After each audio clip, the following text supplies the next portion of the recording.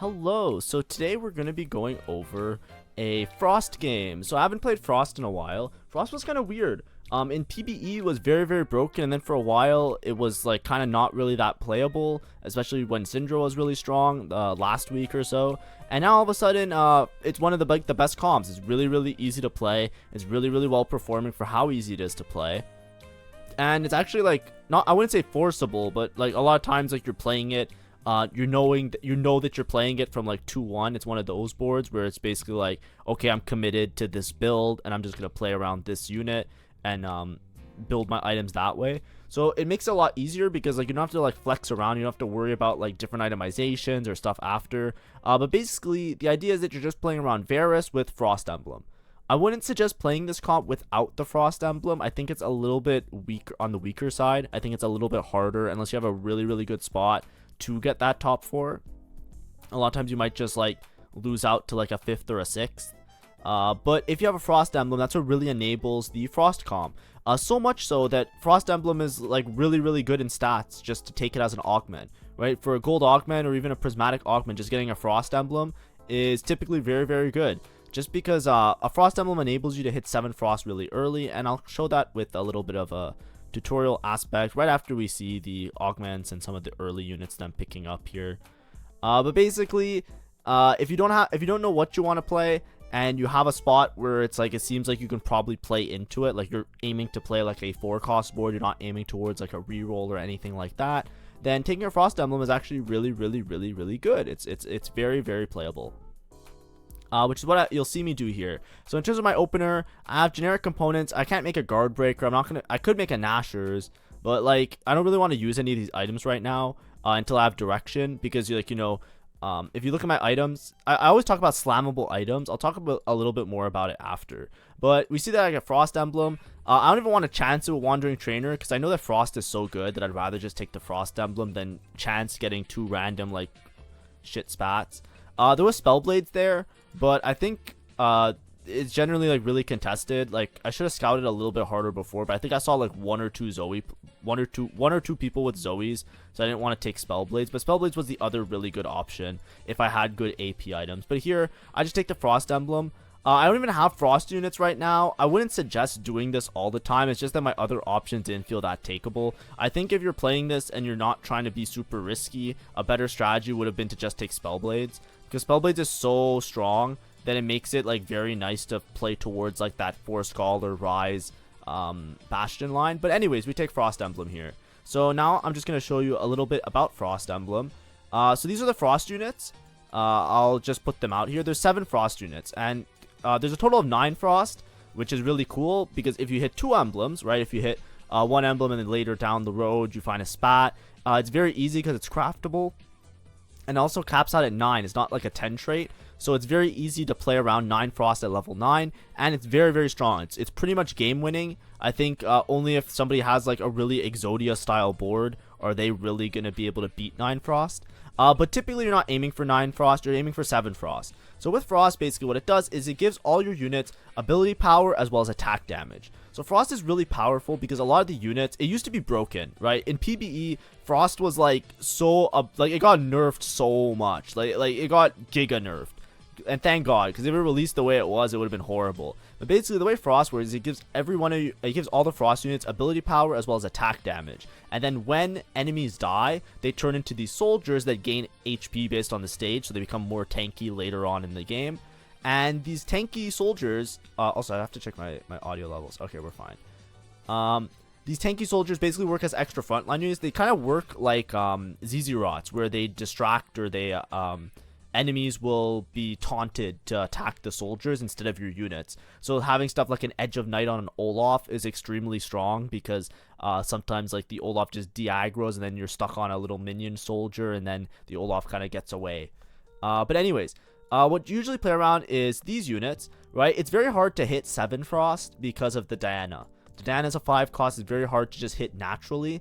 So that's why the spat comes into play here. And you think to yourself, well, who do I put a spat on? What am I playing here? A lot of times you just play these units. You have an inside the trait synergy of Hunter. So you have 2 Hunter for Olaf. Twitch doesn't really matter, but Twitch adds some sundering if you read Twitch's ability. It's the only unit in the game that can sunder. It's not that much sunder, but it's something, which is nice. You'll notice that a lot of these traits are very similar to another one. Another playable board, which is Pyro. Pyro, let's just put in these 3. We won't really worry about Akali right now. But if you look at it, all of a sudden everything fills out. Bastion, Blaster, Hunter, Shapeshifter. Nasus with Swain works as a really good front line because Nasus is just really, really strong as a tank unit. Even though Shapeshifter isn't that strong as a trait, Nasus just like, he's just a demon. It's hard to kill him. Very, very hard to kill him. And then Varus is like, Varus sucks. I don't know. I don't have very, very strong opinions about Varus, but Varus with a Frost emblem gets it done. Like, I don't know how they're gonna balance this Varus unit for later, because like 5 Pyro is fucking miserable with Varus, as well as 7 Frost is miserable with Varus. So I feel like if you have a spatula, you just put it on Varus, and then Varus goes nuts, which is kind of weird, but it is what it is. But anyways, what you do here is you'll usually play this board, right? This is the board that you'll end up playing. You'll basically hold on to all of your low cost units like Twitch Warwick. You'll put Frost Emblem on Varus, and then this is your level 8 board. You'll have Olaf with the Hunter synergy, and you'll usually itemize Olaf. I think Olaf loves to have like giga damage. I think it's like Deathblade, Edge of Night, and something else.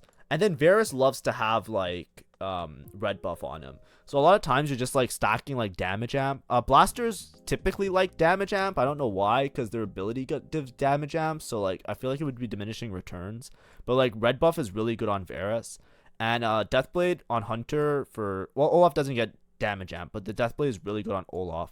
Olaf, we want to have him almost one-shot enemies. Because if you read Hunter, this Olaf unit is like kind of a fraud unless it kills something. And the 7 Frost obviously helps with it because, like, you know, obviously it's an AD unit, but if you read it, every unit, even Varus, they have a little bit of AD, which is like the little axe, and then AP, which is like the little, it looks like a missile. They both have scaling on both of those. So when you get 7 Frost in, it kind of makes your whole board into like a demon board, right? And then obviously you can drop the Warwick if you find a Diana, just to play like a little bit of a stronger frontline unit. And then if you could level, maybe you level and you play Shen, but that's not super necessary. But anyways, with Olaf, you want to like kill a unit as soon as possible. The biggest problem with Olaf is that sometimes he'll like dive the back line. He won't kill the unit, and then he'll just die. The same with like Akali. I bitch about Akali being the same way. In this case with Olaf, if he gets a takedown, you always want to position your Olaf to try and get a takedown. So even if he's not diving the back line, you want to put him on the side of the weakest frontline unit, right? You don't want to put him into like the main tank. You want to put him into like one of the shitters, because with Hunter, as soon as you get the kill, you get like bonus attack damage. And then Olaf, once he gets a kill, if you read his description, right, like every 4 attacks he changes target, and then he starts attacking really fast, and he gains Omnivamp, so he gains a bunch of attack speed. He starts attacking. The attack speed in the Omnivamp I think scales with his the Omnivamp at least scales with AP. So with the Frost, he also gets like a huge amount of Omnivamp, and then he becomes an actual demon. He just becomes unkillable. But this is like the main idea. We'll look at Varus items after, but typically I'll just put like a Last Whisper on Varus just to make sure I have like proper sundering on everybody after, and then whatever items I have left, I'll just put on Olaf. I think there's like a lot of them that are really awkwardly good sometimes, like Giant Slayer sometimes is good. IE is sometimes good. IE Hodge. You're just trying to build him like for as much damage as possible, and usually an Edge of Night, just to make sure that he doesn't die instantly. And that's pretty much it. Let's go back to the game and we'll see how it goes. So now we're at Krugs. I've just been chilling, and I'm kind of forcing towards it. As you can see, I'm just kind of holding on to my items more or less. I have a remover, so I'm not super worried about like playing around like different items in particular. I would really like to, like, I can make a Last Whisper. I can also make an Even Shroud. Even Shroud's not the greatest to make, so I think I'm probably just going to hold on to all of these and try and make items a little bit later. I'm playing around Hunter right now. If I find a Shyvana, then in the mid game, so from your early game, what you can do is you can play around Nomzi, which is does a surprising amount of damage, and then you can play I don't know how to spell Shyvana. We'll just put Shy. If you have Shyvana, she synergizes with a Swain to give a little bit of frontline. Yeah, so here I just make Last Whisper. I'm trying to make as many items. I just decide to make it. Sometimes you don't make Last Whisper and you greed for red buff. But in this case, I think it's fine. Because I want to make items here because I want to be able to make it to level 8. This is a level 8 board. You're going to have a lot of gold to roll on level 8. So you have to make sure that you're either healthy or you're rich, ideally both. If you're in a bad spot in TFT, it's typically because you're either rich, that you didn't manage your econ well early game, or you are low HP, and then you just don't have enough HP to convert your spot to like a top 4. Because sometimes, like, you know, there's always going to be a high roller, right? If you're 1 HP, it's going to be very hard to like find yourself in a good spot. Because like all you need is a single person to be slightly stronger than you, and then you go 8th. When you could be second strongest in the lobby, but if you fight the strongest person and you're 1 HP, you're 8th, right? That's the way TFT kind of works. So you always want to make sure that if you're playing around a level 8 board, because you're going to need a lot of gold to not only buy the units, but also to level up to make it there. You want to manage your econ really, really well. Make sure you hit every econ interval. As you can see, I'm level 5, 60 gold. So we just got to make sure that we get there. Here I take Little Buddies. So Little Buddies, I'll read the description on the stats right now. So let's go stats. Explorer here. I'll show you what Little Buddies is. Little Buddies is what like the best thing you can hit. Let's say we put 7 Frost, right? We put 7 Frost. You'll see that the units, right? It's similar to the board that I showed you already, obviously, which is just like, you know, Olaf, and then you'll see like Varus is really high up there. Varus is like one of the best holders of the Frost emblem. If you look at Augments, I'm pretty sure Little Buddies is like the best one. Yeah, Exiles is obviously really good, but that's because it's like one of the more broken silver augments. This is B patch. If we even look at the if we want larger numbers, you can look at the regular patch. You'll see that's the best thing you can hit, right? I'm sorting by like placement. The reason Little Buddies is good, it's not good to just look at stats and just say like, oh, it's good because of the stats. You always want to make like stats are to confirm, as well as like if you're unsure like one versus another augment, so that you can like pick the better one, right? Because obviously like Frosty Frontline in some spots it could be way better than Little Buddies, especially if you don't have like a good front line. And like this difference in stats doesn't mean that Little Buddies is so much better. But anyways, the reason Little Buddies works really well is because Little Buddies gives health as well as attack speed to your 4 and 5 cost units based on every 1 and 2 cost champion on your board. So Little Buddies is always good if you're playing a lot of 1 and 2 cost champions. It's really good with Ryze. It's really good with like Ryze, Taric, like the Ahri board, because you're playing Zoe, Poppy, Lilia. It's really good with the Frost board because you're always playing like Twitch, Warwick, sometimes Akali. The testament of Little Buddies being good is if your final board has both a couple 1 cost and 2 costs, as well as a couple different 4 cost carries, right? Obviously, if you have a 3 cost on your board, it's not that good. But because here we're going to be playing around Olaf and Varus carries, which both really like attack speed, and Olaf really wants HP, and potentially late game we have a Diana in. We have a good balance of having like, you know, 2 or 3 Little Buddies as well as 2 or 3, 4 or 5 costs, and that's when Little Buddies really shines. That's why it's really good in this comp. So now let's go back to the game. We're on Carousel here. I'm gonna take some sort of like Giga item. There's obviously an Olaf. I'm down to take a bow because bow is super useful, as well as it's on a 3 cost, so if I get it, I get it. I'm totally down for that. Now, I have spoken about like blasters as well as Varus in the past. I think that the comp is very flexible. So basically, if you're not playing around, let me see if I can go back here.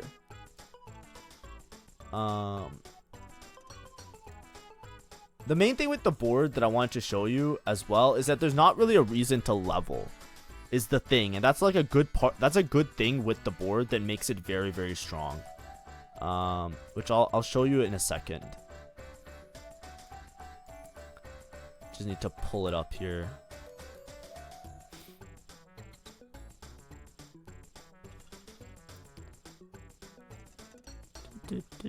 How's everybody doing, by the way? Are we all having a great old time? I was having a lot of fun the other day playing on stream, because I wasn't as tilted last time I played, and it kind of went a little bit better. I've been playing a lot offline, but I feel like I haven't been doing as well, which I'll talk about in a little bit. Let me just pull up this board again. Sorry, it just like completely erased itself, so I have to rebuild it. Yeah, here we go. So if I go here back to the board, if you look at this board on level 8, there's not really much that you're leveling for, right? You can level for Preserver, obviously. But that's probably like the best thing you can level for. And you can also level for like a Vanguard, but it's not that important because usually you're dropping the Warwick. You can also level for Shen, but a lot of times you don't really care about leveling as much with this board because you want to just upgrade everybody, right? You can hit Swain 3 and you can hit Hui 3. So once you itemize your Varus and your Olaf, you can start going for like 3 item on Hui, 3 item on Hui and 3 item on Swain. A lot of times your main tank is going to be Nasus 2. Sorry, Nasus 2. So like a lot of times you're building all your tank items on this Nasus. You never really care about Warwick because as soon as you see a single copy of a Diana, you just sell the Warwick and you play Diana. But on level 8, you can just keep rolling for charms and then just go for Hui 3 and Swain 3. And because you're rolling for charms, you don't have to worry about going 9. Like there's not some huge spike. Like you're never like dropping anything to play Arcana. Like Preserver helps, yes it does, but it's only 2 Preserver, which isn't that important, especially late game when like boards get deleted really fast. So like there is like high roll potential, but you could just stay on level 8, buy charms and roll for Sway 3, Hui 3. And then if you get dropped like a bunch of random ass items, like let's say you don't get Varus Olaf items and you get like a bunch of Rod items and a bunch of tier items, well then you can start building Hui items, right? Like let's say you get like Rod. It's like what the fuck do I do with Rod? It's like if you can't make tank items out of it like Crown Guard or something like that, then you can just like start putting items on this dude, which is really nice. Because Hui does a lot of damage, it just takes time to do damage. Obviously I showed you guys like previously like the Hui board. I'll probably make another video on it. I showed you like blasters in terms of like how you don't miss with blasters because you can play Hui Ezreal or Hui Varus. But in this case, you can still play around these 2 units, so you don't want to level that much a lot of the time. Anyways, back to the VOD. We're probably gonna watch the rest of this VOD out. Like we're not gonna really skip out back to the stats anymore. But as you see here, on my item drops, I got red buff. I have these items which aren't the greatest. I don't really have Olaf items yet, which is kind of scary. But it is kind of low item. Maybe I can reforge one of these. Sterix is pretty good on Olaf because it has like that health activation. Kind of works like a second reset life. Gives like a health shield or whatever, similar to like Bloodthirster. And right now I'm just playing Tahm Kench. I'm 4 Frost, yes. But it's fine, don't worry. As you can see, we're level 7 and we're 90 gold. We did really well this game of preserving our econ in a very meaningful way. So I'm not normally this rich. Normally when I'm this rich, if I'm contested, this is like a game where sometimes you roll on 4-1. 4-1 is an off-tempo level. Usually you want to level at 4-2 when you're going for a level 8 board. The reason you level at 4-2 is because if you look at the leveling interval, it works out like to perfectly match like you don't have leftover EXP because you can only buy EXP in chunks of 4, so you want it to be the round where it's divisible by 4, which is 4-2. Here I just take You Have My Bow. I was looking for like a better combat. It gives me a bow which I don't think I need, but I can itemize Hui maybe like with the Nashers, and now I'm just gonna roll it down. It's really hard to miss when you have so many when you have so much gold. So we find the Varus, so now I just instantly sell the Nomsy, put in the Varus, easy clap. I'm just looking for, I think all I'm looking for now is, what's his name? Olaf. And as you can see, we rolled so much gold, we still don't see a single copy of Olaf. When you do a level 8 roll down, when you roll down on level 8, you should always be expected to find like at least 1 copy of the unit you're looking for. Don't expect to find like an upgrade, right? When I'm rolling down all that gold, I'm not expecting to hit Varus 2. I'm expecting to hit Varus 1 and Olaf 1. Because usually with 4 costs, if you have like good items on them, they're stable at 1 star, and then over the course of stage 4, you try and upgrade them to the 2-star this 2-star version. I don't have Blaster in, by the way. This is just like me mismanaging. I should have swapped this for the Hui. Because even if I'm playing 5 Frost, you still need to swap them out. You can see now I'm picking up the Hui. I noticed it in my own game. That's just me being a little bit tired and lazy. I'm probably going to roll here until I hit an Olaf, because Olaf is such a huge spike for me. Because I still don't have Olaf. So I'm probably going to decide to roll. I think here I'm noticing that I'm confused. I roll, I finally hit an Olaf. It was expected. It's not that high roll. As you can see, we have Nasus 1, Olaf 1, this guy 1. You know, we're not like in an insane spot in any way, shape, or form. But I'm just rolling a little bit. I'm trying to just like collect some copies of units, get some upgrades, right? Like there, because Swain was my main tank, we really want to hit Swain 2, stabilize my damage around Hui 2 as well, because I'm only Varus 1 and my Olaf has no items. So we want to roll there. Like if you have a lot of unit pairs, so here I had Varus paired, I had Hui pair, and I had Swain pair. That's why I kept rolling. Now I might slow down my rolling a little bit. It depends how stressed I am. And if I'm thinking logically here, you don't really want to roll anymore, because all I'm rolling for is this Varus unit, which I think I'm uncontested on. I don't think anybody else is playing towards Frost or playing towards Varus or Pyro in general, so I don't have to stress out too much that I need to, like, you know, I need to hit this guy before the other guy finds a copy of him. You know, it's not that stressful for me.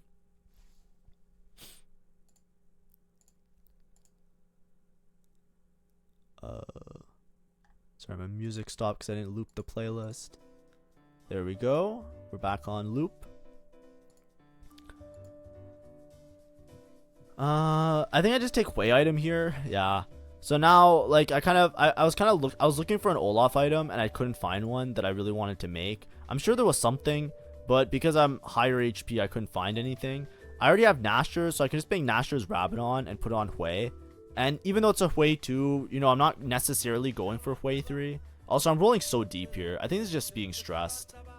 I think I lost too many games and I was just too hyper to try and, like, hit all my units. Because, like, I could just econ up now. I think if you're trying to look for something to improve on, econ management is so important this set. Like, I shouldn't be rolling to true 0 here. I don't know why I'm rolling to true 0. It's probably because I'm live and I'm streaming, and I was just stressed that I was going to lose. Because I lost the previous... I probably lost the previous 2 or 3 games. It's also probably because I'm 0 LP that I think that I'm going to, like, if I lose this game, I just want to guarantee a top 4. But as you can see, this is like a level 3 Ari board. Right? If you look at the damage, Hui is doing a lot of damage, even as a Hui 2. Right? Giving items on Hui is really good so long as you can stall long enough for him to cast. Like, this was a 3-star fully upgraded Ari board, and I kind of just deleted it. Right? And it wasn't because of Varus, and it wasn't because of Olaf. It was in part because of them. But also, like, it's really important, understand, right? I know that, like, maybe you played Hui and you went bot 4, and you don't like him because of that. But the unit is good to play around in a lot of situations, right? This Hui 2 is going to keep me stable, right? When I say stable, it doesn't mean I'm winning the game with Hui 2, right? I still need to hit Varus 2. I still need to hit Olaf 2. I need to find items for them. What I'm trying to say is that until I get to Varus 2, until I get to Olaf 2, until I get to Nasus 2, I have a Hui 2. It's good enough, right? We'll win some of these rounds. Obviously, this guy, he has a fucking 3-star, I don't know what that is, Galio. We're probably not beating this guy, but we'll try our best, and we'll see how we can do. Right? Actually, we do beat him. Yeah, the damage from Varus, if you give him red buff, is just so much. I don't know what it is. I don't know if it's bugged, but I feel like red buff. I feel like every time I play Varus and he doesn't have red buff, I go bot 4, and every time he has red buff, I go top 4. And maybe it's just placebo, but, like, holy shit. Also, I should have been like 30-ish gold here, right? Aggressive rolling like how I was doing, that's a big mistake that's going to punish you in something like, you know, Diamond/Masters, right? I'm playing really sloppy because I'm, like, tired and stressed and nervous and annoyed because you know, I'm low-key a little bit hard stuck Emerald right now. And I think it's just because I'm tilted. Like, I keep getting Giga contested by people, and then it just ruins my day. Because, like, people contest me in spots that are significantly worse than mine. And it's just so annoying. Because, like, that doesn't happen when I'm playing in Diamond and Masters. When I'm playing in Diamond and Masters, if you have a worse spot than somebody else, you pivot. Not because, like, you have to. Just because it's, like... How do I phrase it? It's like you're griefing your own game just to grief somebody else. Do you get what I'm trying to say? Like, you shouldn't be doing that. Like, it happened a lot to me today. Like, I went 6th. There was a guy that was like 50 gold. He was like level 7, 100 gold. And he contested a reroll comp that I was playing. And he didn't hit, which is like expected because he's contesting a reroll comp. And then he went 8th. And he was 100 HP. He went from 100 HP to 8th. And I was 60 HP. I was bottom of the leaderboard and I went 6th. Because my spot was clearly better than his. But he was just so upset that he wanted to play this comp because he wanted to hard force it. He didn't have any items for it, didn't have any augments for it. It was like warriors. He like queued into the game. He's like, me warriors, and I was like, no, like I have warriors better than this guy. I actually didn't see. I deafened. But like he just hard forced into it. Like he had a Nyla too, and he said, nah, fuck it, no Nyla items. I'm playing warriors. And I went 6, and he went 8th. And I was like, bro, like we could have both been top 4. Like you probably would have went first if you played literally anything else. Like you were like level 7, 50 gold. Like he had gold generating augment. His items weren't warrior items. He had like a bunch of like bows and cloaks. So he made like fucking like runans on. He did like double runans on Callista or some shit. And it was like, that's not even a warrior. I don't know why you're holding on to a Nyla 3 with no items. It was so bad. And that's what happens a lot in my games, but I'm trying to get better, right? Because a lot of it's me as well, right? I have to like recognize that that's gonna happen in my games, and I have to like improve, right? I'm trying to like hard force, like not hard force. I'm trying to like butt my head through it all. But whenever I'm contested, it feels rough. I think it's a lot. How do I phrase? A lot of it is to do with the way TFT has been balanced over the last year. I'm kind of chilling also. I'm just talking around a little bit because there's not much else to do. I made as many items as I could for Olaf. I know I have 2 Last Whispers, but like whatever, right? It's an Olaf item. Who cares? Olaf gets Omnivamp when he casts, like you know, remember I was showing you with the AP scaling. So it's quite a bit of Omnivamp. So you don't have to, like, Bloodthirster is still really good on Olaf, but you don't have to like prioritize it. I just want to make him like one-shot damage so that he like gets into that zone where he's like attacking a bunch, and then he'll Omnivamp his way up. So it'll be fine. See, so I'm always trying to position, like, here's the 3-star Vex, so I don't want to play into the Vex guy, obviously. So I put my Olaf on this side because I'm trying to get him to get some kills so that he gets the attack speed and the attack damage. And yeah, we just win it. Easy. But anyways, what I was talking about, with TFT nowadays, like, I've been playing for a little over a year, and I was thinking about it a lot because I was grinding some games pretty aggressively today because I took the day off from streaming, but I was still playing offline. And I was thinking about it a lot, and I was like, a lot of these games are not that fun because I feel like majority of the balancing towards TFT over the last year has been less about like being really like flexible. How do I phrase it? I feel like, I think a lot of people share this sentiment because I feel like I've heard this before from other people speaking, so maybe it's parroting a little bit, but I feel like when I'm playing the game, the people on 2-1 that have a lot of direction and a very forcing spot, like something that they could just play towards and just force into, I feel like you're in a better spot than if you just don't hit something really early on. So for example, like let's say it's Artifact Galaxy. I played a lot of Artifact Galaxy today.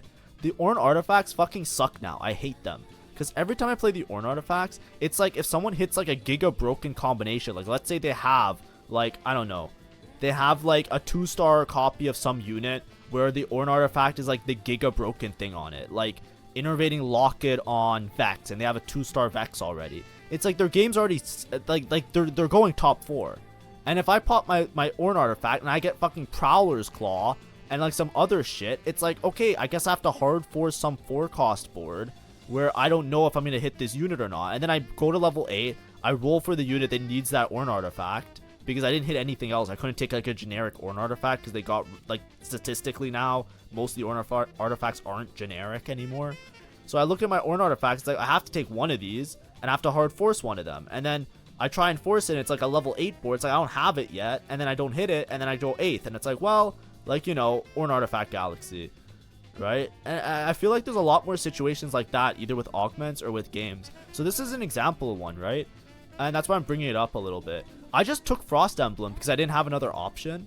I didn't know what my items were going to work out to be. Now, obviously, Frost is a little bit nicer because if you get rods, like you see how I didn't get Olaf items and I stabilized around Hui. That's like a really important point to understand during the game, right? You can stabilize around the Hui when you're playing the Frost comp. So if you get dropped a bunch of non-Varus, non-Olaf items, like you get dropped a bunch of rods, look, I just made Rabadons. This is what I was talking to you guys about. And if you saw, Wei was doing the most damage for most of my mid game, so it was very, very reliable in stabilizing me to get to this point of the game where now I'm in a very commanding spot, right? It's top 3, I have way more HP than everybody else, and I'm streaking. I don't have any reason to go 9, by the way. This is what I was saying before. There's not much of a reason to go 9. I'm kind of just rolling for Swain 3, and I'm rolling for a charm every single turn, right? Every single turn, when you're stage 5, you should pretty much have a charm every single turn. Not like a generic, not like a, you know, get some gold charm. I mean like a combat charm, because you don't want to like, you want your board to be as strong as possible to make sure you don't lose any fights for no reason, because that can greatly affect your placement. So you always want to find a good combat charm. So if you're not already in a spot to go 9 by middle of stage 5, just give up. You're staying level 8. Just be happy with being level 8. You know what I mean? I probably would just take Edge of Night. Why did I take blue buff? Oh, for Hui. I should have taken Edge of Night, I think. Edge of Night on this guy. I should have taken Edge of Night on that guy. That's my bad. That's my bad. I think I was too focused on Hui item. Edge of Night on Olaf would have been so fucking clean. Oh, that's my bad. I think I just didn't see it. I think I saw blue buff and I was fixated on blue buff for Hui, because Hui damage was. I'm a big Hui believer. But yeah. So what I was saying is, like, in this game though, I basically just forced towards Frost from seeing the Frost emblem, and I think that was the correct decision. Obviously, like, I'm gonna do really well this game. I am doing really well this game.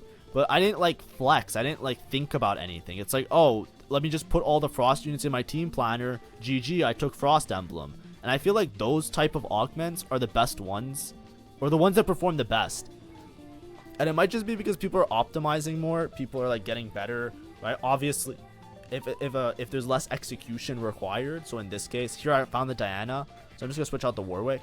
Now, mind you, Warwick is a little buddy. I still have 2 little buddies though. But Diana's a big buddy. So Diana gets attack speed as well as like HP. So basically I'm trading off a little bit of extra attack speed and HP on Olaf for having a Diana to compensate. So I'm down for a Diana. As you can see here, I'm positioning my Olaf on the side of the shitters. Right, I want the Olaf to try and kill these units. Now here I kind of got sniped a little bit, so my Olaf's really low HP. But as you can see, he was able to cast one more time and do a bunch of damage to the backline as well. You really want the Olaf to be on the same side as like their non-upgraded tanks, because if Olaf gets stuck, he'll just die. Right? That's like the main thing. So I'm always trying to position him, and that's why he's 2 rows back, by the way. So I put him back 2 rows. Because, so if you put him in the front row, it's like RNG if he fights this way or this way a lot of the time. But if you put him 2 spots back, he'll always target directly in front. So like if you put him in this hex, there's a 50-50s here or here. But if you put him in this hex, then he's always going to attack that one. Or sorry, if you put him in this hex, for example, he's always going to attack the one in the front because he's just going to walk straight forward. So that's why he's in 3rd row, by the way. He should probably be in 2nd row, actually. I think I fucked up his positioning, by the way. I should put him in 2nd row. I think I messed up my positioning. If you put him in 2nd row, he'll always target the unit that's in front, and that's really important. Here I kind of got melted, so I might lose this fight if my Varus doesn't cast well enough. Okay. 1 HP. It's very close, by the way. There's a chance I lose 1 or 2 rounds, so I have to really focus up. These fights look like I'm winning on the spot. The thing is, if this guy positions a little bit better and my Olaf gets stuck and he doesn't do as much damage, then my front line's dead anyways. He's RE3, everybody 3-star. That RE's gonna fucking rail me. So, you know, we gotta be ready. I double checked the stuff just to see if they were frontline items or not, because if not, I would just put them on Zillion. I'm holding on to these. I'm basically just perma-stuck level 8, right? There's no reason for me to go 9. There's not much that's gonna spike my board on level 9. Like, what is really, like, you know, an extra what's it called, pyro? It doesn't really matter in this matchup. As you can see here, I'm trying to like bait out. I tried to do some experimental positioning here. I was trying to separate against the Ahri so that the Ahri like didn't target my dudes. But as you can see, my Olaf just walked straight up and the Ahri just one-shot him. So now, because my Olaf didn't do any damage, as you can see, just losing that early damage of the Olaf cast made this like completely one-sided, and I just lost on the spot. Right? This guy's learning to spell Ahri. So the Ahri has a lot of AP. The Ahri also has healing, so it's not, I can't even cheese the Ahri. Like, I can't get like an Olaf wrap, which is what I was trying to do, right? I was trying to get this to like walk here and then Olaf to like walk around, but it's okay. So now I'm in a position better. Basically, I just want to put Olaf 2nd row on this side to target maybe one of either this or this.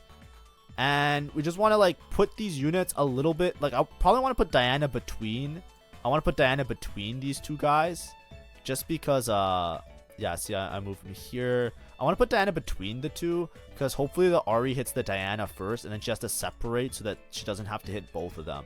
You never want your units to line up so that because Ahri doesn't have damage reduction when she passes through units. You know, all the other units, it's like when you strike a unit, reduces the damage by 35%, like Ezreal ult. Ezreal ult reduces damage for each unit that you hit. Ahri doesn't. So Ahri will just go right through and right back, and if your units are lined up and she hits 2 of them, she just does double damage. And that's why sometimes it's like completely one-sided. So you want to like spread out your front line so that you want to spread it out in such a way that you don't make them line up for the Ahri damage. Let's just see the final verdict. So yeah, this was the Frost game. I tried to make it a little bit informative. Sorry, I'm super tired today because I'm resetting my sleep schedule, so it might have been a bit ranty. But I tried to like show you the board and show you some of the tips and tricks. But yeah, these are the items I usually like on Varus. Like red buff, Last Whisper. It's really bow heavy, and then if I have swords, I usually just slam them on Olaf. So like I kind of separate them as such, right? All the swords go on Olaf, all the bows go on Varus. A little bit high roll with the items, but obviously the items don't matter that much. You can make it work without them. And then I just stay level 8, Swain 3. If I was in a spot to find Hui 3, then I could hit Hui 3 as well with these items, just do extra damage as well. But yeah, that was the game. Hopefully it was enjoyable. Make sure to like and subscribe if you like the content. And yeah, and the reroll guide will probably be out next week. I was supposed to work on it today, but like I'm looking at the patches and I'm looking at the units, and I'm thinking to myself, like, half this shit's gonna get patched in a couple days come Sunday. So I think I'm just gonna do it like early next week and then just try and predict what the patch does to the reroll comps and just do it like that. Anyways, thank you for watching. Have a great rest of the day and see ya.